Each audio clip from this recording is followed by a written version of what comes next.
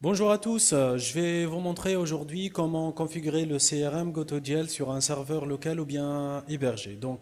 Je vais pas vous déranger par vous casser la tête, par le jargon technique des informaticiens et tout.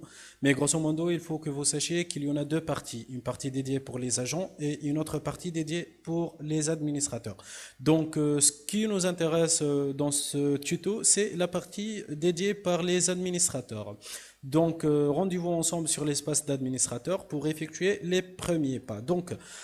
Pour le nom d'utilisateur, ça sera admin par défaut et le mot de passe par défaut, c'est GoAutoGL. On fait la redirection vers la page d'accueil. Cette page contient plusieurs informations dont on a besoin après, pas pour le moment. Les premiers pas. Nous allons voir si notre serveur est bien configuré. Nous avons utilisé cette adresse pour notre serveur, cette adresse IP locale.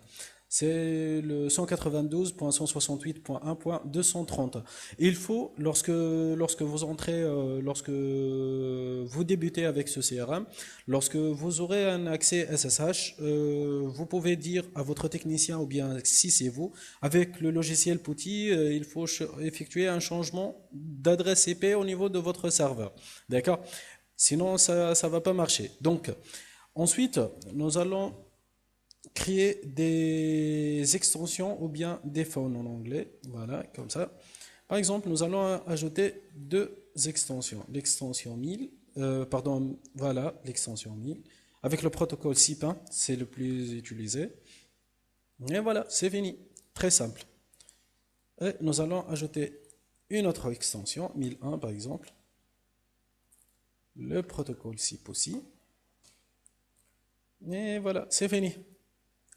Ensuite, nous allons ajouter un groupe d'utilisateurs. Par exemple, par défaut, nous avons le groupe admin et le groupe agent. Si vous avez des administrateurs, par exemple, ou bien des superviseurs, on peut ajouter on va préciser la priorité du groupe, par exemple, on la laisse à 6. Voilà. Et ici, on met sup. Et voilà. Normalement, ça va être créé. Très bien. Notre groupe a été créé. Et nous allons ajouter des utilisateurs pour le moment. Très bien. Un utilisateur, par exemple, qui s'appelle un utilisateur pour le groupe agent. On va l'appeler test 1.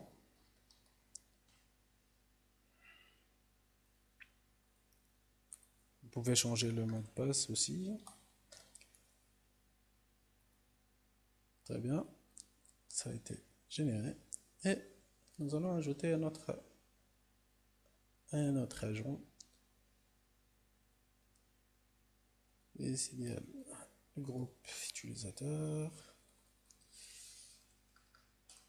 Password 1001 et full name 1001. Et voilà. Notre utilisateur a été bien créé. Nous avons terminé cette leçon pour l'ajout des extensions et des utilisateurs, des groupes d'utilisateurs. Et ensuite, nous allons passer vers la configuration de Trunk et la configuration d'une campagne pour le dialer, c'est-à-dire les appels automatiques. Au revoir.